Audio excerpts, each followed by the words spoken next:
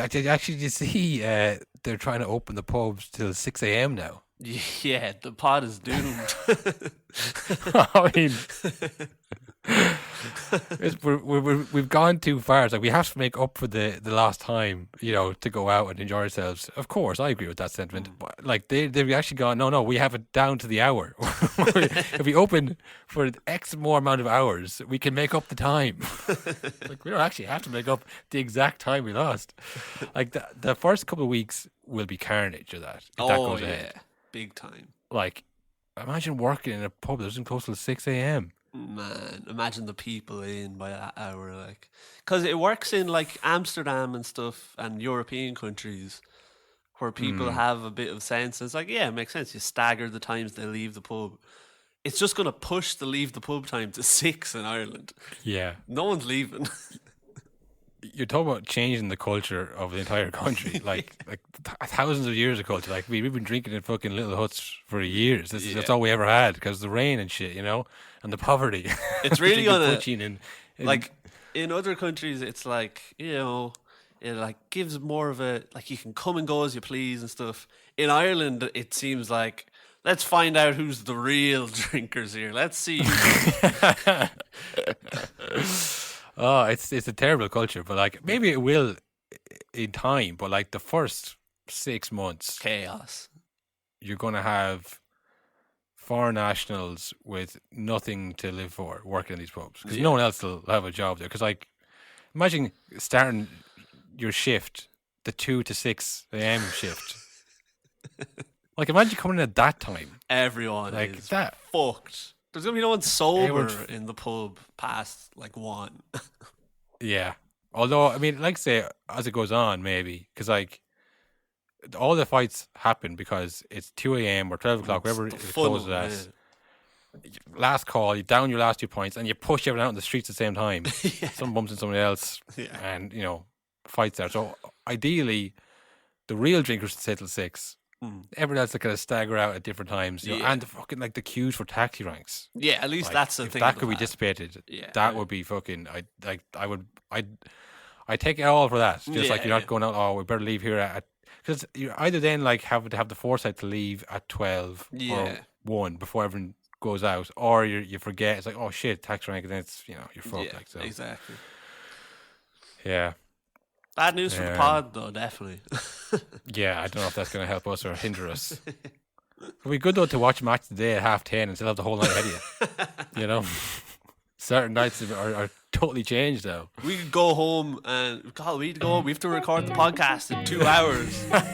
I've got work at 9. No, honestly, that is nonsense. Nonsense. All nonsense. But listen, I've been on that road before. Nonsense. Talking nonsense. Why should we accept somebody talking nonsense? Like, what would you say? Just why are you talking nonsense about us?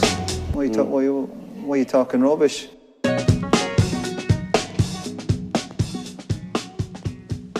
Hello, everybody, and welcome to a No Nonsense podcast with Cahill and Will. Week 5 of the Premier League, domestic leagues, typically around the country. Last week we were complaining about Arc. There was no Arc, Will. Yeah, you wanted Arc. You got Arc. Yeah, I got multiples in the same week. Yeah, I will say you're probably the only Man United fan I know who was complaining about Ronaldo scoring too much. 100%.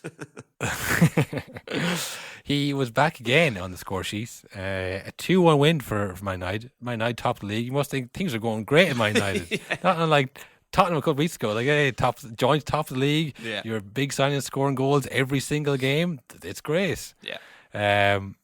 Again, this game, the scoreline doesn't really reflect the result, though, does it? Yeah, the result or the week they had. No. During the week they had, at the end of the last episode, the very last thing I said, I think, was I couldn't imagine even United possibly losing to Young Boys tonight. I couldn't imagine it in my wildest dreams. And then that's exactly what happened. They a red card. Solskjaer did his usual thing in Europe, turned up to 11 of he was a coward. So then when there was a red card, he took off all of the players who could score goals and just brought on, I don't know, anyone really. He even took off Fred and brought on Lingard, or brought on Martial after taking off Ronaldo and stuff like that. So they lost that game. They were awful. A terrible back pass from Lingard. Non-stop, I would say, messages to him on Twitter for the week being like, should have gone to West Ham, blah, blah, blah, should do the bad stuff going out, and the club had to defend him, all that, the usuals. And then fucking this weekend, people are crying out for Solskjaer to get the sack. And then they pull out the classic United win he's been doing of losing, then coming back in dramatic fashion. It's the arc, baby. That's what I want. Well, this is it's obviously it's early days, and literally at the start of the season, we're like, this is boring. Why do people get so involved early on in the season? This is exactly what we're doing. We're like, this is savage. The Ronaldo goals at the start was like, oh, Ronaldo's back, he scored. As I saw pointed out, all his goals have been arguably goalkeeper errors, like spilled goals. And it's just like him like knowing where the ball is going to spill. Being there. And then it's like, against young boys, like say, oh, you take off players to score goals. And then it's like, again, if you want to look at it just at the face of it, it's like he took off his 36-year-old striker who doesn't run. Yeah. When they went a man down. And then there starts this kind of debate of like, is Ronaldo bigger than the club? Is Solskjaer afraid to take him off? Why didn't take him off sooner? I saw on the back all this kind of stuff. I saw on the back of one of the papers, a friend of ours had sent it to me because it was an argument. You remember the old argument at Juve of Ronaldo's like he's ruining the club. He's too big for the club. Like he's a bad signing. I saw on the back of the Times it said whatever journalist weighs in on the huge debate: is Ronaldo bad for Man United? He's literally the only player scoring goals. He scores one. He's scored one in every game. Yeah, it happened. It's happening again. Just quicker. I didn't follow Juve a lot or watch their games. Maybe he was just waiting around the box, kicking 30 goals a season. I don't know. I don't know what they want from Ronaldo. But like I said, that was we obviously missed Champions League last week. Just one of those things. There's no excuse. We just didn't do it. I mean. There's not any reason. So yeah, they had the week, and it was like, all right, West Ham, tough place to go, a team going well. Yeah. They need kind of a win here, but as Solskjaer always manages to do, it starts to go bad, and he pulls out the fire. Yeah. Always seems to do it, and then the opposite, it's going well, and he has a catastrophe midweek or something like that. 2-1, but I mean the real talking point is the VAR calls in this game. Yeah. Or lack thereof, or referee calls, or we don't even know. We don't who was running the show, who was making the calls. It's hard to even know what's going on. I mean, the first one, I honestly think this is what set it up. Is that one where Wan-Bissaka just didn't see Souček in his blind spot, and then went to get the ball, and then we turned around, he was actually 2-footing Souček instead of the ball. So I do think it wasn't like intentional, because it would make no sense to do it. So I don't know why there's no way he did that on purpose, but he did, tackle him without the ball in the box, and the ref gave a free out. Souček, I guess, stood in him or whatever. He made a mistake. He bottled this. He blew the whistle and went, "Oh, yeah, carry on, keep going." And then he definitely was like, "Oh well, I feel guilty about that now. I can't." Yeah. I can't feel good about that decision. That wasn't a good one. So then when the next half, I don't know if it's even next half, is the same half, I think. Yeah, I think when Ronaldo went down the box, you know that was weighing on his mind. Yeah. He was like, oh, no, I can't give it. I can't do it. Which is like, referees should be robots, and they shouldn't be, exactly. Like we've said, they should be Sir Kill-A-Lot from Robot Wars, unflapping. But we do have a heartless machine in the VAR room, like that. That's exactly why. Yeah. Because these things happen. You make a mistake. You try and even up the game. You send one person off. You want to send someone else off. If we bring in VAR, it goes. We remove all doubt. So, no, I mean no, basically. There's 3 penalty claims. Yeah. How many do you think should have been penalties? All 3? None? 1 maybe, and even the one. My one was the last one where he got like hit in the knee and went down, but he was going down very easy in the other two. Yeah. And I think the main reason I thought the last one was a penalty was because the referee gave a goal kick. And it was like, well, if it's a goal kick, then he didn't get the ball. Then it was Ronaldo who touched the ball last. So that doesn't make sense. Like that was the main reason for me. It was like, well, you're going against your own decision here. Like if it's not a penalty, then it has to be a corner. Yeah, we're in strange times where like the rules are very kind of they're grayer than they ever have been. You know, it's beyond color. I don't know what I'm looking. You know, you stare at something too long and it loses all meaning. Like, is this blue? Or what color am I looking at? Like that would have been a penalty all day long last year. Oh yeah, 100%. Because we had got to the point where we just accepted that like the onus was on the defender. It's like Zuma should know better. He knows that if he's going to go in at that, he better be 1,000% sure he's getting the ball, because if he doesn't, Ronaldo's going to go down. Of course he's going to go down, and that's a free. That's a penalty. And there was never kind of a, but didn't he go down early? Didn't he kick the ball away and jump into his legs? Like, no, not the points. Like, Zuma should have known better. And that's where we got to. And now, I mean, all it took was England getting to a final. Like, okay, well, we need to change something here. This can't go on. You know, we spent years trying to encourage like fast, skillful players, thinking that England would never have them. They have loads of them. They're leaving some of them at home this time. We have to change the rules again. We have to pull the rug from them here. Speaking of, actually, sorry to interrupt, but did you see last year one of the power ranking members, Matty Cash, is now going to play for? He's going to play for Poland. They've they lost. They're really trying hard to get him to play for Poland. Yeah, they're his name is Poland's Matty Cash. There's no way he's Polish. That's short for Kashiski. What? I think. Yeah, Matthias Kashiski. You're allowed to shorten your second name. That's not allowed. I don't know. He's going to play for Poland now.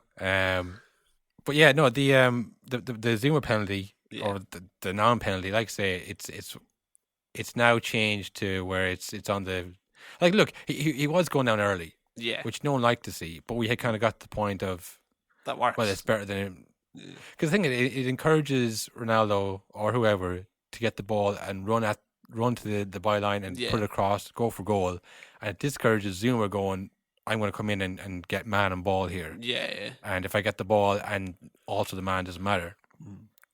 And then it got to the point where, like, literally, like, say Ronaldo got the ball, he kicked it away, and, like, the leg was dragging, he's looking for the leg. Because he's been there for the last 15 years, and it works. Yeah. And, like, you know, like I say, as long as someone gets injured, it's fine. But it's when the next time Zuma goes, well, I know what happened last time. I'm just going to aim for the top of his knee, you know, and then... As long as the ball bounces away, it's fine. Yeah. The other one, so there's two of them where he kind of like went over his outstretched leg. Not which, penalties. Like, a penalty all day last year. Yeah. Not anymore. I guess, look, Ronaldo tested that now early on in the season, see what's actually given. He'll know now next week that if he does that, he won't get a penalty. So, yeah. You know. The other one was like he kind of got pulled and tripped by Agbana. It kind of went down. That was like, that's never given. Yeah. In any era, that hasn't been given. Yeah. The penalty that was given. Yeah. That was the most frustrating thing, I think. Because it was like, I mean, well, you're not allowed. You're allowed foul people in the box, but you're not allowed. And again, it's like, I know the thing of like, oh, what is he supposed to cut off his arms? Like, no, it's a penalty because it's a handball. But it's just like, fucking. Surely it's more of a foul in the game to bring someone down without the ball than fucking touching the ball with your hand, I would think. Like, yeah, well, he did definitely. It was a handball and it was a penalty. It was a consistent. penalty. It wasn't like, that's bollocks, they didn't give that. Like, yeah, this has been a penalty for years now. It was about to be like, you know, Ronaldo denied 3 penalties, Man United bias. They don't want to see them win the league because West Ham drew, and they, you know. Yeah. All they have to do, give the ball to Declan Rice. He's going to lash that in. Smug little face, wheeling away. I was like, here we go. This is going to happen. Couldn't believe my eyes. I saw. I don't think I've ever seen that happen. Like, a lot of times we say that. Like, have you ever seen that recently? I can't think of a recent example, anyways, of a someone coming on just to take the penalty. I can think of not one. the last kick of the game, anyways. I can think of one example. The fucking Euros final when they brought on Rashford. Was it Sancho to do exactly that? And they fucked it because they hadn't kicked the ball all game. Yeah, that was actually a little bit better because they had 2 minutes to run on. Remember Rashford was playing like left back or right back for a bit, and we couldn't make heads or tails of it. They kind of ran them on. They got he came off the bench, and the first thing he did was pick up the ball. Like his touch map for that game is legendary. I mean, it's literally just a penalty. I've never seen someone come on like an NFL kicker to kick it wide. You know what I mean? That doesn't work. And it's not a movie. Like it's not. And it's like in his last season, and they're at home. It's like that's so much added pressure that a normal penalty taker on the pitch wouldn't have had. Now it's like this is all about you now. It's not about the penalty. Like so dumb. Because they're bringing him on. It's like this guy's the penalty guy. This guy, he's gonna score. You know, like rather than like say Declan Rice or whoever had the ball first. Like, yeah, it's a penalty that, like, if you're brought on, you're not good enough to play. Yeah. You must be really good at penalties, you know? And, like, everyone was in agreement. No, terrible decision. Don't know what's going on. Like, you don't come on cold. Like, the first ball you kick at a 5-side, you're like, okay, I'll straighten that out later on. Yeah. Like, it was the 94th minute. He had a bib on, Mark Noble. But if he would still warm it up, after 90 minutes, thinking I'm not going to get on here. Why am I keep warming up? Maybe he was, but like everyone was in agreement that like no, that was the wrong decision. Like even if it worked, I mean, no one's it's such an no one's saying that was a smart move. Yeah. And afterwards, Moyes was like, "Oh, well, I would have been kicked myself if I didn't bring him on. We missed." It's like, well, no one else would have been kicking. You know, why didn't you bring on Mark Noble? Did you ever see his stats? Like, because it's not the done thing. Like, it's not like no one would have hammered him for not bringing on Mark Noble because no one's done that before. Like, is he not kicking himself now for missing? That's what happened. It's the same result either way, and you look dumber for it now. And that was the thing because like when he came on first, it's obviously Mark Noble, Mr. West Ham, coming on, he gets picked up the ball. Yeah, like, what a dick, what a fucking. But it transpired it was definitely Moyes' decision because they show like as the penalty when they have the Moyes cam for some reason they show when the penalty is awarded by VAR and he turns and goes Mark, like he tells like it's Moyes' idea, definitely Moyes' idea. I mean, if you're Mark Noble, you can't say no. You can't say don't think that's good, gaff. Don't think so. Like, you'll never play again. For the rest of the season, you're on the bench. Like you know. Again, like I said, it's not a movie, but that is the movie moment. You're not going to turn that down. You're in your stadium. It's your last ever season. We need you to win the game against Man United. Get your bib off. I know this has never happened before, but come on. That I'm not having to go Mark Noble, but like that would have been a career highlight for him to come on off the bench in your last season at home to get the equaliser against Man United from penalty. The thing you're known for. That would have been savage. As it is now, it's one of the worst moments. But I did think, like, why are you overthinking it? Like, everyone knows De Gea cannot save penalties. Just get anyone to do it. Don't overthink this. And then that's what he did. Yeah. Just be like Villarreal. Just smash them all into the same place 10 times. Well, that's the other thing is that he hasn't saved for 2014. He hadn't saved one De Gea. So that streak is broken for him. More to follow. I was worried when Noble was getting subbed on that in that period Solskjaer would have thought about him on. Actually, Henderson, you're also on. I've seen goalies being brought on for shootouts. Yeah. But never like Van Gaal did it before. No.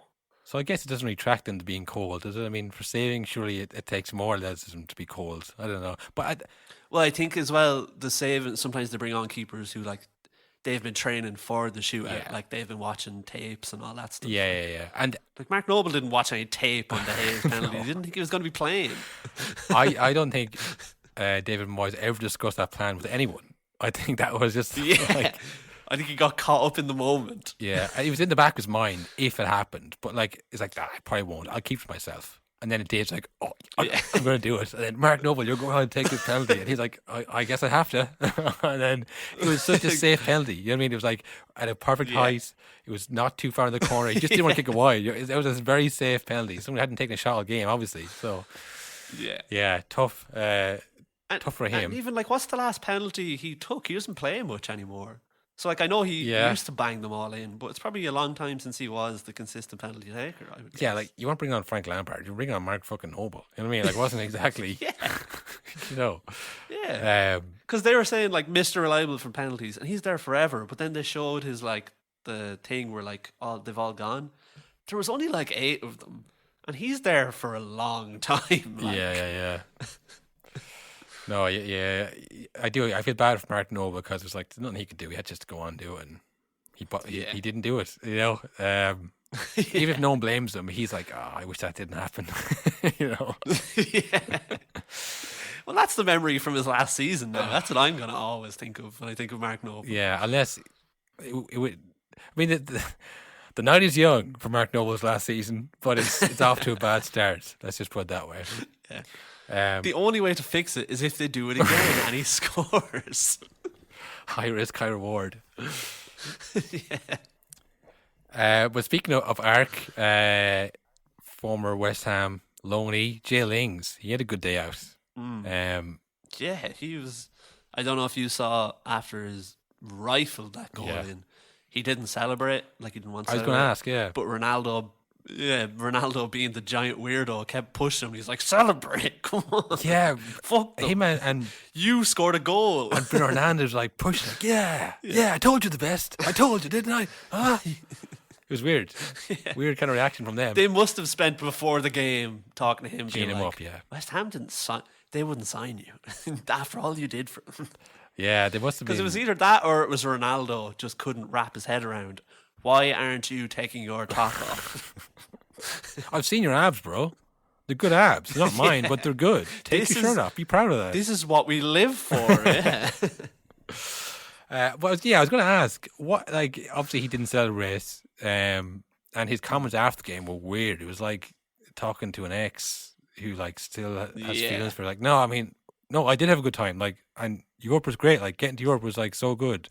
But like, I'm with my night now, and like, I still care for you a lot. Like, I do like you, but like as a friend, you know what I mean? Like, he was like stumbling over his words. He said like, I have to move on or something. It was so weird. There must have been something in the summer. They must have lowballed or something, or were like, maybe he was offered to them and they were like, no thanks, actually.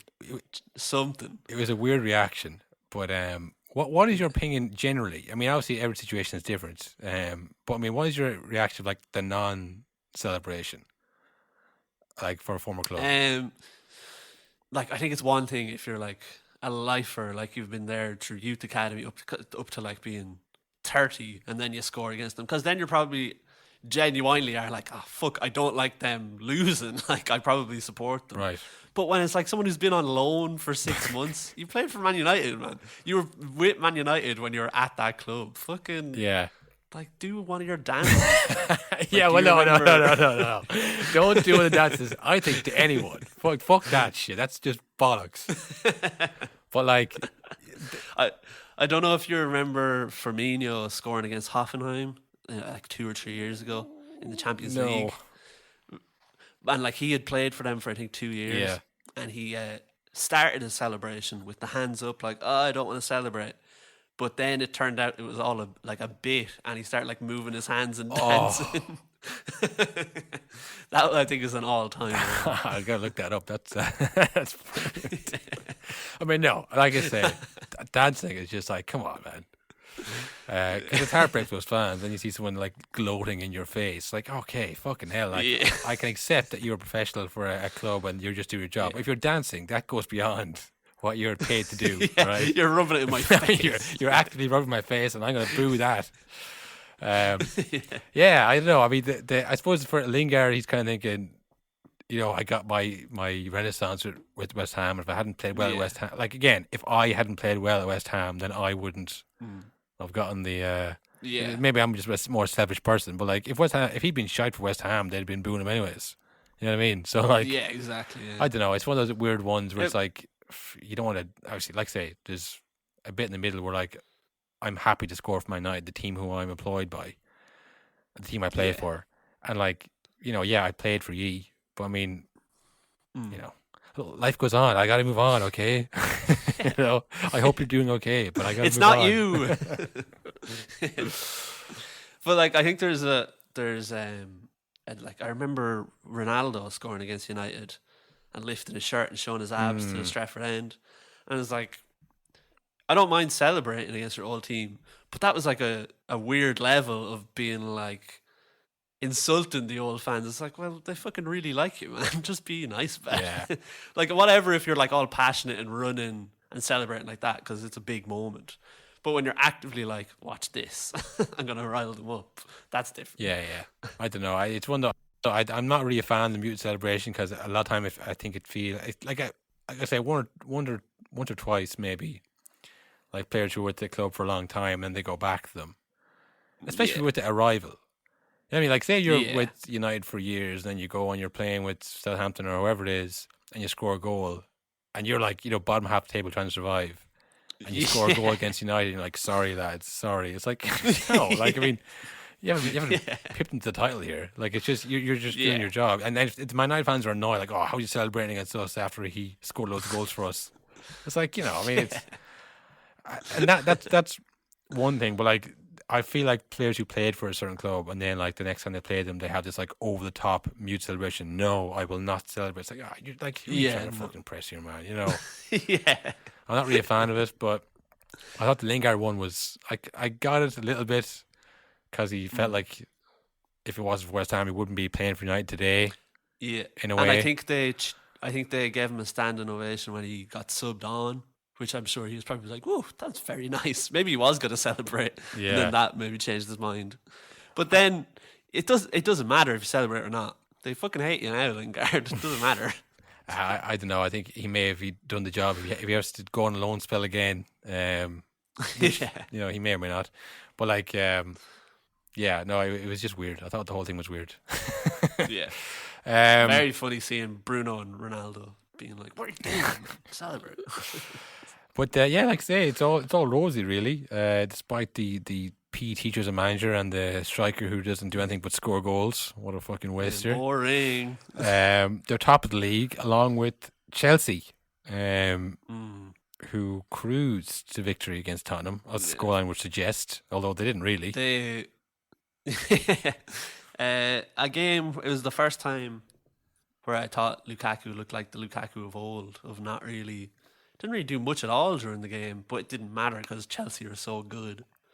Yeah. Which I think is a new thing for Lukaku. Normally when he's at clubs, he's the main man, and if he doesn't perform, everyone else kind of suffers. But the team's so good, it doesn't matter. He's a bonus. Yeah. No, it was all about Kane, really, though, wasn't it? Yeah. I feel like people have been waiting a long time. Well, not a long time, but since the summer, they've been waiting for this one. Us included. Yeah. So let's do it. Let's trash him. Let's fucking, What a loser. Like I say, Spurs were quite good in the first half. And Nuno Espirito Santos had some comments that enraged the Tottenham faithful. I think he's like, in the first half we were good, but there are two halves in football. Oh no. And one of those kind of like thinking out loud type answers. And then all the people are like, yeah, obviously there's two halves in football, you fucking idiot, going mad at him for like... You're in charge of both of the halves. Yeah, because he was kind of like congratulating himself a bit on the first half, which is kind of annoying when you lose 2-0. It's like, well, that doesn't matter now, so why talk about that? But they were good in the first half. And then it was like, when the goal went in, they brought on Kante at halftime, which is obviously a better sub than anyone that Spurs had to bring on, but they brought on Kante and went 1-0 down. And then the whole life kind of seemed to get sucked out of that Spurs team. Yeah. And it was like, I knew it. I knew we weren't any good. I knew we were bad. They just, the heads dropped. Like, because I don't think they've taken a lot of confidence from their opening few wins. I mean, the Man City one was like, it wasn't their best team. The Wolves one, I think they had 1,000 shots on target and didn't score. And Spurs something like that game. Yeah. So, like, they obviously were up for the game against Chelsea and wanted to win it, and they came out and they played well in the first half. But once the goal went in, it was like, it shattered the illusion then. It was like, I knew it. I knew it. We're shite. It's like... And if we can't beat Chelsea, we probably can't beat Liverpool or United or City again. So now we're probably going to finish in Europa League again. Yeah. That's what it seemed like. All that kind of came out at once, and then Yeah. like I say, it's Chelsea, the European champions. A lot of people's early favourites for the league. They signed Lukaku, who didn't score yesterday, but I thought he played well enough. Like he gave the ball to Werner a couple times. I was like, don't give it to him. Werner has been at it the last few weeks. He's missed a few we haven't even talked about. Open goals, fucking Germany and Chelsea. like I say, it was one of those games where Lukaku wasn't scoring, and it's the thing that strikers tend to do when they're not scoring. They tend to pass off someone else because you know what? Yeah. Don't be a hero here. Don't try and get a goal when you can't. Yeah. Make the right decision.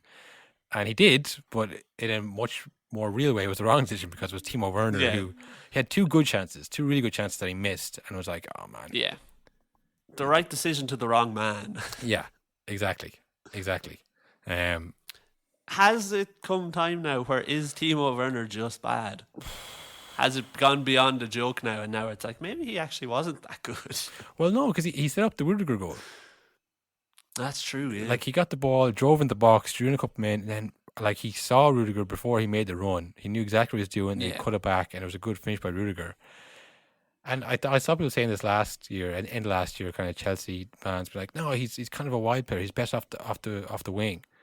And maybe that is his future. You know, maybe he's kind of abandoned. Yeah. Forget about that one season where you scored 25 goals in Germany. Just pretend that never happened, right? You're a winger now. The problem is for Chelsea that they have a lot of wingers, a lot of wide players. Yeah. Pulisic is injured at the moment, but he has to come back. You got Mason Mount, you got Kai Havertz, you got Ziyech who wants to play in there. So, and look, he's the backup striker. They get rid of Giroud, get rid of Bastijai, get rid of Tammy Abraham. So if you can't play up front, if Lukaku's injured or in a cup game, then that's what your job is. So I think it's really good enough for him. But yeah, I don't know. The real, like I say, everyone was hammering Kane. I mean, Roy Keane was on, and we could play a clip. The whole show was just him just being, you know, bang, bang, bang. It sounded like an episode of the No Nonsense podcast.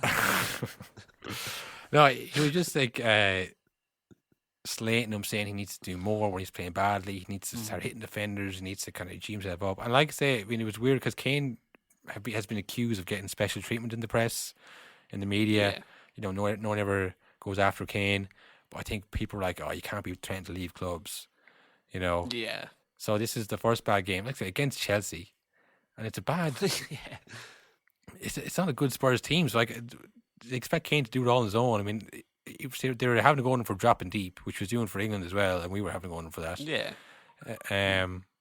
But I don't know. How did you think? Do you think that he played particularly badly, or was it just a team that was just way worse than Chelsea? Yeah, all he has to do is, if he scores, say, a header from a corner, or the keeper fumbles something, he taps it in. I don't think there's any talk about that because it's Kane can't do it all. It's such a fine margin. So I don't know. I don't think he was particularly awful or anything, but it is. I think this is the longest he's gone in the Premier League without scoring, from the start of the season. Yeah. So it does look like a pattern is starting to emerge. And then it's but who's going to want him now? Yeah. Well, if he's playing like this because he wants out, that's not what you do. Because now it's when it comes time, they're going to be he hasn't scored in 6 months. Let's get fucking Haaland or someone who just scores for fun. Yeah. Well, I honestly think because a lot of times you see this, where they try to leave and then it's the next season. They have one more season and then they leave. I think Ronaldo's best season in United was the second last season before he left. He was unbelievable. Yeah. Maybe I'm getting that wrong. I think so. It was the second last. His last one he was good, but he was really good. But his second last one I think he was breaking records and stuff. Yeah, the second last season it was his best season. And I was oh, he's going to Real Madrid, and they managed to keep him for one more year. And because they beat Chelsea in his second last season, and they lost Barcelona in his last season. Wasn't that it? No, they won the Champions League in his last season. His last season, his last game. Yeah, because that was the idea. I think that was what Fergie talked to him. He's one more year. We'll win it all with you, hopefully. But the point being that you have a great season like Kane did last season, and then you try and leave. Think I'm going to leave now when I'm at my highest, and for whatever reason the club tries to get more money or whatever it is, and it falls through. But everyone at Spurs know Kane wants to leave. Kane obviously wants to leave. I thought that this was going to be like this. Where like last season he got whatever 25 goals and he was double really good. double digits in goals and assists. Got the record in both. I thought this season he'll score maybe 17 goals, 4 or 5 assists. Yeah. Spurs will then think maybe his best days are behind him. He'll go to City, have a couple of good seasons, and God knows from there. Maybe the States. Yeah. But like I thought he'd be able to do that in peace. You know what I mean? I did. I thought like he'd be okay. Like Spurs are. It's weird to look at that Spurs team because it's like a team in transition a little bit. I think, well, they didn't win anything. What are they in transition from? But like that 2018 team where they got to was it 2019, I think, where they got the Champions League final. And like Ali, I don't know what's happened to him. He's gone. He's not the player I think he got Mourinho'd and never recovered. He got one talking to too many, I think, and that was it. Eriksen obviously has left. Trippier has left. Same as Belgium actually with Alderweireld and Vertonghen, like the goal generation, like that list was their last time. They're gone as well. Yeah. You know, like you still have Kane, you still have Son. I think Sissoko, started that Champions League final as well. He's gone as well. Yeah. It's like Nuno has come in now with this team where like there's not any kind of like green shoots of progress. The best players of the yesteryear are gone. Kane's kind of left. It's just like, I don't see Kane staying. I don't see him having another great year. And that's how I thought it was going to go. But it's just kind of like he's given up. Kane's given up. He's not trying. They lost to Chelsea. Harry Kane, what's he doing? It's like he blew it so much because it was for a while that he was like the saint, like no one would ever say a bad word about him. But he went so hard at trying to get a move. I think it was because it was from like lowly Tottenham up to oil money City that the media was like, well, fuck that. Like, and I think using Sky Sports and slandering Gary Neville's good name by being associated with that, I don't know. I think the media just like, fuck this guy. Yeah, that's true. I forgot about that angle, that they have to kind of distance themselves from the whole Harry Kane campaign to get out of there. It's their fault. Like, it's their fault this is happening. They're playing both sides, Sky Sports, those bastards. Well, look, this is one of the few predictions that we might get right this year. Last week we wrote off Tottenham's chances, and I think we're going to be right in that one. I don't think they're going to win the league. So they need quite the run. Even a broke clock, right, twice a day. And I think this is our 12 o'clock noon where our clock is set. Yeah. Spurs not win the league and Harry Kane to score 17 goals. I'm going to put that guarantee. Put that up on the wall. Harry Kane 17. First one for the wall this year. Harry Kane 17 goals this year. That's what he's always going to score. And I think a hard guarantee to make. It's on the board now. But I honestly think this he has to go through this now where it's like his punishment for what he did in the summer. Yeah. But he will leave at the end of the summer. And then the next year they'll say, Harry Kane's best year's behind him. Let him go to City. He'll go to City for like a surprisingly low fee, like 45 million. Like, wasn't it 100 million last season? You know what I mean? It'll be one of those, and then he'll win the League of City, and that'll be it. But I mean, City could have used him actually in their 0-0 draw with Southampton. Should we talk about the coming up to the game the week before? Oh yes. So after City and PSG were playing to a surprisingly empty stadium, I mean, and like you're playing PSG, like Messi plays for them. Surely that's an automatic sellout, no matter who you are. Are they playing PSG? But I think it was PSG they were playing, and the stadium was pretty empty last Wednesday. No, it was Leipzig. Leipzig. Sorry, yeah. But they're playing in Champions League, not a group stage. Anyway. Yeah. And surprisingly empty stadium. Pep, I think, had seen it one too many times now and was like pretty much begging the fans to come at the weekend. He was like, we need you here, which looks so bad. But I don't think there's anything particularly wrong in saying like we need the support of the fans. Klopp does that every week. But the City fans have heard it so much that they automatically... we're like, oh, what are you talking? We've plenty of fans. It's not our fault. And I think the head of the City supporters group was on Sky Sports being like, actually we have lots of fans. It's hard to get to the stadium, and we don't have 10,000 tourists like Liverpool and Man United. And then it came. It looked like that was going to be it. But then Pep did another interview and he said, "Hey, I said what I fucking said, and if I'm annoying the fans, maybe I'll leave." An incredible week.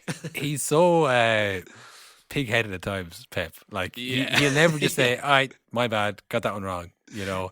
Like say, and that was one of his defense. He's like, "I've said this throughout my career at Bayern Munich, at Barcelona, actually big clubs. Okay, so don't go on me."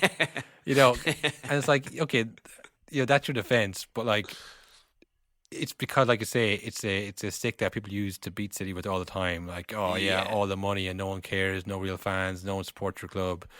And it was pretty empty. Part of that reason was there was very few Leipzig fans at the game because of COVID restrictions. It's very hard for them to travel. I don't think there is actually much truth in it that like City have like complete empty stadiums. It's just one of those. It's a meme. It's a joke. So like when Pep makes it real by talking about it, now you've given it fresh life. It's like we knew it. They're a joke. They're an embarrassment. You know. So like, and I would say especially this now at the moment with like Ronaldo going to United from City, I would imagine that fan base has heard quite enough over the last few months. Small club, always will be. All that crack. And just like getting poked, probably in the media as well. Yeah. I'm sure Gary Neville has been talking about it. Like, so now for Pep to say it, they're like, even you, Pep. Yeah. So that's the thing. It's not about like what he said or, you know, what the context was. It's like, well, he should be able to see it from the fans' point of view and the implications of saying it at all, and not say sorry for I got it wrong. There was fans in the stadiums. I was mistaken. Yeah. Don't say that. Just stop talking about it.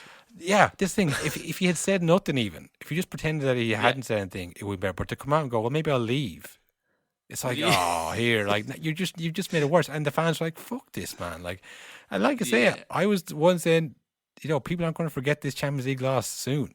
Like, I was just about to say, you know, he's not on thin ice because, I mean, he's transformed the team and the club, I suppose, in many ways. But, like, you know, to do what you did, dropping Fernandinho to try and be too clever again and lose the Champions League. And then you're the first time someone says, maybe you shouldn't have said that. Well, maybe I'll leave then. It's like, oh, Jesus Christ. Like, if we can't criticize you for, like, he made a mistake. He shouldn't have said that. He shouldn't have said there wasn't enough fans there because... Like, because you could definitely word that better. Just do what Klopp does. Just be like, oh, we need everyone behind us. You know, like it's a special stadium. Blah blah blah. Yeah. Pep was like, where is everyone? Don't say it like that. Yeah. No, I mean, I part of me was like, is he trying to make a point about no one in the stands, or is he like genuinely just like trying to do a Klopp and be like, you know, we need the 12th man here on Saturday because it's been a tough week. But like I say, it's just. One of those things you don't say, like certain clubs, you don't say fucking trying to walk it in with Arsenal. You don't try and say fucking. Yeah, exactly. Yeah. You know, you just with City, you don't mention the fans. That's their biggest. Like, don't fucking mention that there's no fans in the stadium because it's not true. You know, so for you to say it and then to go, I'm not apologizing because I think I'm right. It's like, well, it doesn't matter if you're right. It's about how it looks. So, whose side are you on here? Yeah, and no. And then they go on to draw 0-0 after all that bullshit. All that saying, we score all these goals and no one to the wash. And then you draw 0-0. It's like, oh God. I mean, this is called comeuppance. This is karma, like in action. He didn't stop there as well. Did you see what he said after the game? I didn't. It was so weird. He was saying, he was like, well, like Southampton got a good result. But, you know, they had all week to prepare. We had about 10 minutes, was what he said. They played on Tuesday. So, like, when are you supposed to play the Champions League games then? Like, yeah. Like, how much of a break do you need? Are you annoyed that you played Europe? Like, cause like, Pep obviously is like... As if as well, like, your fucking Man City, your B team is the most expensive team in football history. It's not the same as Southampton having a week's rest, like. Yeah. No, it's you know... What do you want? Like, how much more advantage do you want? Because, like, if you're pretending that if you both have the same amount of time to prepare, like, that's an even playing field for you versus Southampton, then you're just joking. You're just... Oh, this thing, Pep always does this. Like, when he beats a team, he talks about how great the manager is and how great their style of play is. When he loses, remember how he's going to have a go at Graham Potter last year?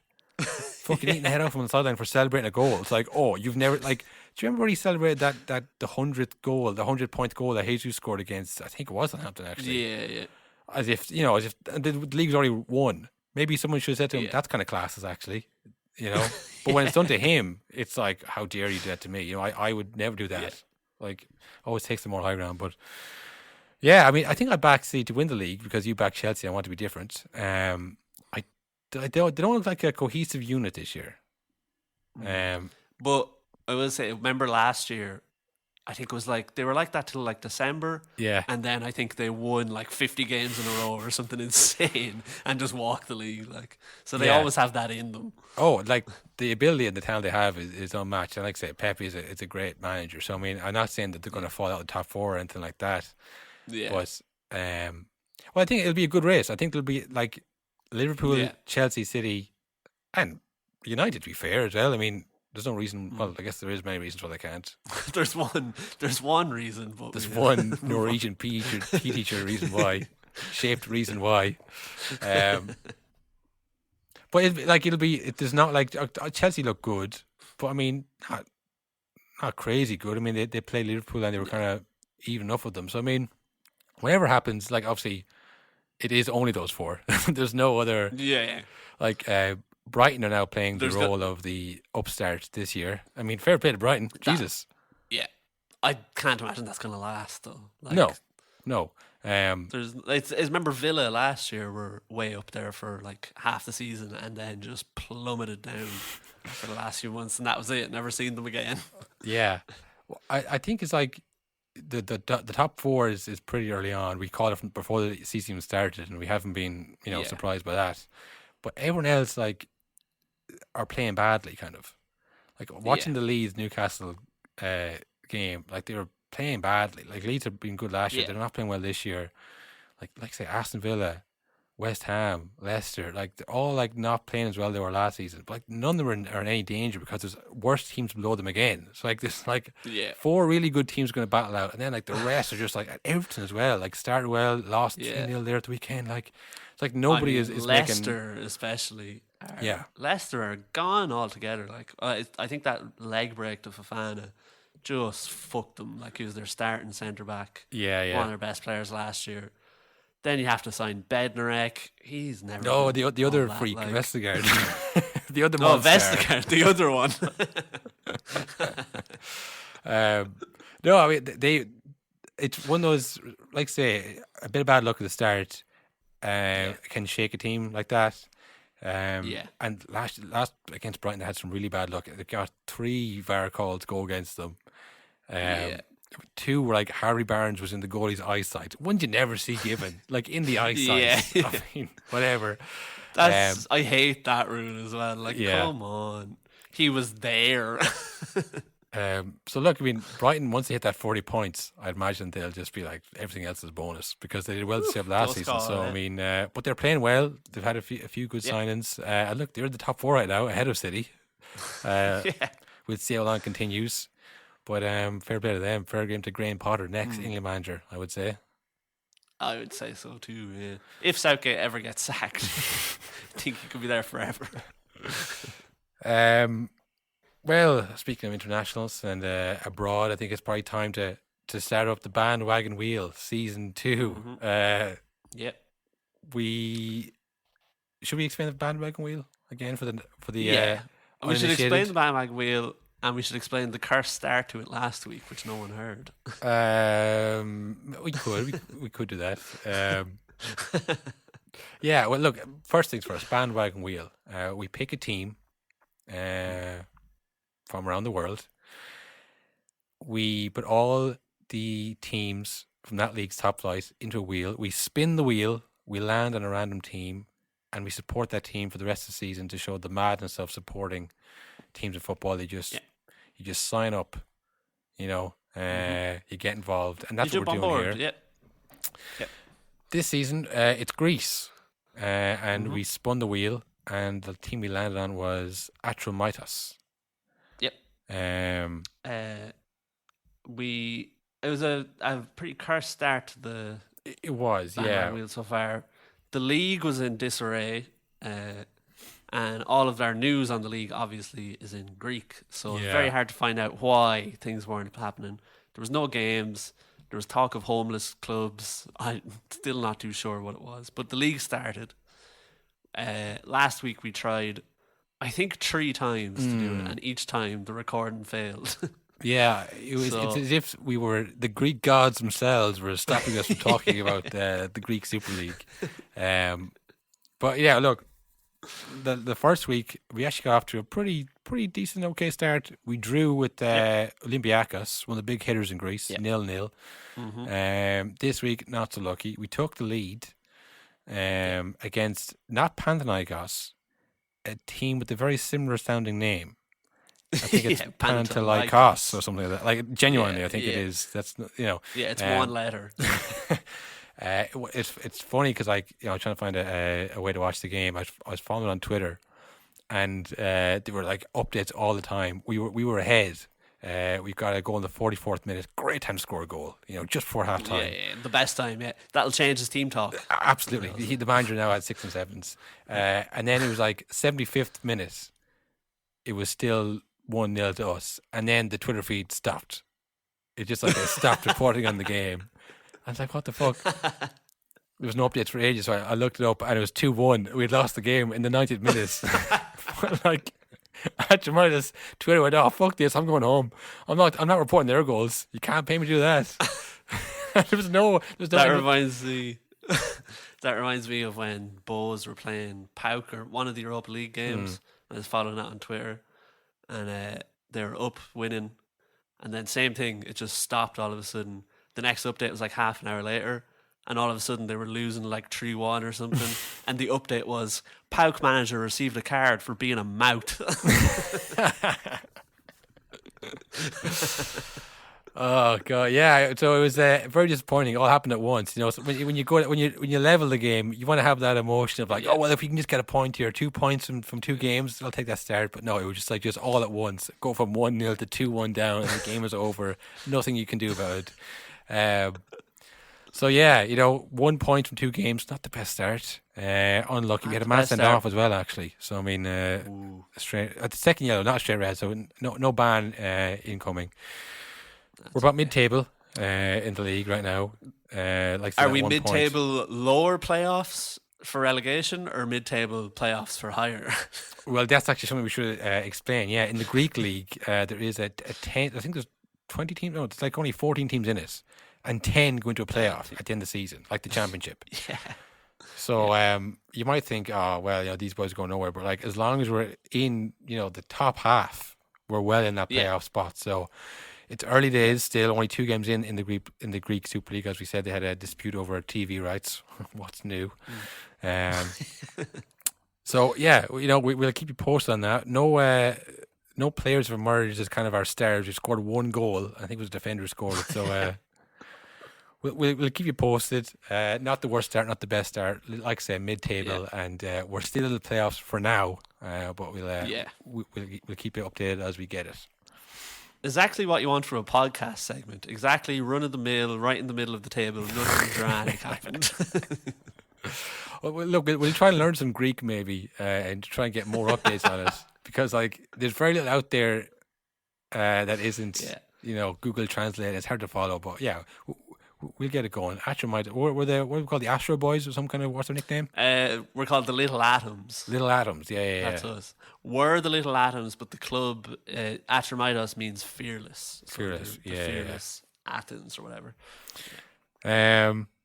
Yeah. Well, this week now, do we have any cup games or Champions League this weekend or this week midweek? Oh boy, do we! We have the dreaded Carabao Cup this week. Man United are playing West Ham again, so we'll see how Jesse Lingard, what kind of reception he gets now. Well, maybe he'll do what Van Persie did when he went to United. The first game he scored, he's like, no, I won't celebrate. This club has done too much. And then after he goes, well, I'm not. Every time I score, we play them twice a year. Come on, it's Arsenal. I can't not celebrate every time. I'd never celebrate. Can't be doing that. Prick. Yeah. So we got Carabao Cup, and we got Tuesday, Wednesday kind of job. Today and tomorrow. Yeah. Guess who Norwich are playing today in the Carabao Cup? Just Luis Suarez on his own, maybe. Well, close. They are playing Liverpool once again. Yeah. Well, maybe they've learned. Big trouble. I doubt it. Maybe they have. Hey, well, you know what? Maybe I tell you what. If they have Andrew Ombadelli and Adam Eade up front, I upsetting the card there. We'll upsetting the card for Norwich. Guarantee. Put it on the board. Oh no, not on the board. Harry Kane 70 goals. That's on the board, but you know. Everything else is up for grabs. So I suppose we'll be back this week. This week we'll definitely try for sure. We'll definitely try to be back on midweek, cover those Carabao Cup games, anything exciting. And look, honestly, folks, if nothing exciting does happen, we're not going to. We won't be back. We're not going to be back. We'll see it. We'll see you next week. You know. I would even say, honestly, Carabao Cup probably won't be back. Who listens to this? Oh, I have no idea. The Texas boys, our Texan friends. Oh, yes. Honestly, that is nonsense. Nonsense. All nonsense. But listen, I've been on that road before. Nonsense. Talking nonsense. Why should we accept somebody talking nonsense? Like, what would you say? Just why are you talking nonsense about us? Why are you talking rubbish?